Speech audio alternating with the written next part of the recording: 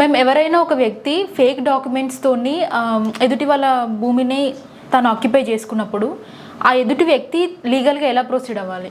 ఇలాంటి కేసెస్కి ఒక ఎగ్జాంపుల్ చెప్తానండి. ఇప్పుడు అదే ఊర్లో కాకుండా వేరే ఊర్లో ఉండే వాళ్ళ పొలాలు ఏవైతే స్థలాలు కానీ ఏవైతే ఉంటాయో వీళ్ళు కావాలని చెప్పి కబ్జా చేసి నకిలీ డాక్యుమెంట్స్, ఇంగ్లీష్లో వచ్చేసి షామ్ అండ్ నామినల్ డాక్యుమెంట్స్ అంటారు, అది క్రియేట్ చేసి వేరే థర్డ్ పార్టీ వేరే ఊరెవరినో వాళ్ళకి తీసుకొచ్చి అమ్ముతారు. అది మళ్ళీ యాక్చువల్ ఓనర్ ఊర్లోకి వచ్చిన తర్వాత రియలైజ్ అవుతారు.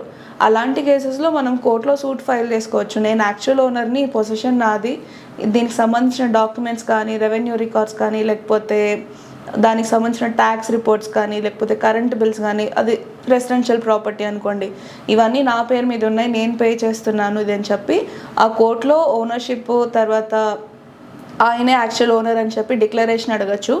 ఈ కబ్జా చేసిన అతను ఎవరైతే ఉన్నారో అతని మీద లీగల్ యాక్షన్, లేదంటే కాస్ట్ ఏమైనా ఉన్నాయో డ్యామేజెస్, అవి మనం క్లెయిమ్ చేసుకోవచ్చు.